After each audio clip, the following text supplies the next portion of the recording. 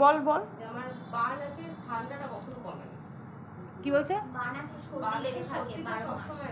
বা নাকে সর্দি থাকে, তার মানে সাইনাস, ঠান্ডার যেটা ধাঁচটা রয়েছে সেটা রাশিগত লগ্নগত ব্যাপারেও থাকে।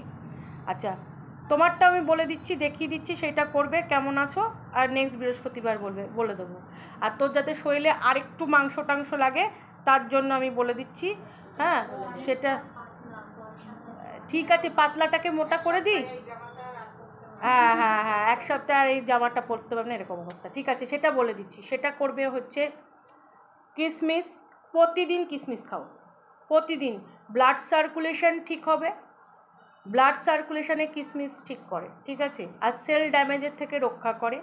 আর তোমার ভিতরে ভিতরে যে সেল ড্যামেজ হয়, আরও বললাম না অনেক রকম মহিলাগত যেসব সমস্যা সেগুলো বেশি হয়, সেই জিনিসগুলো ঠিক হয়ে যাবে, ঠিক আছে। এবং সেল ড্যামেজটা অনেকটা কম হবে। কিশমিশ খাও প্রতিদিন, ঠিক আছে মা। আর যা খাবে আমি যেগুলো বলবো মায়ের নাম করে খাবে, প্রণাম করবে, স্নান করবে পরিষ্কার হয়ে, মা দুর্গার নাম করে করবে, ভক্তিযুক্ত মনে করবে। আচ্ছা, কি আর তোমার বলে দিচ্ছি, তোমারটা দেখিয়ে দিচ্ছি। আর তোমার সঞ্জীব বলে ফেলো।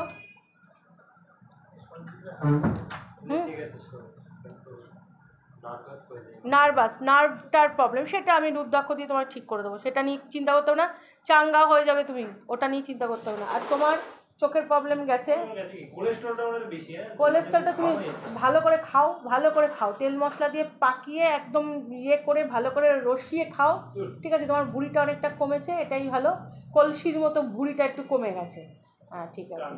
হ্যাঁ, কী কষ্ট শ্রাবণ মাসে ম্যাম আমার বলছে পুরো। আর নিরামিষ খাবো, কিন্তু একটু ঘি মাখনটা বেশ ভালো করে জম্পেস করে খাই।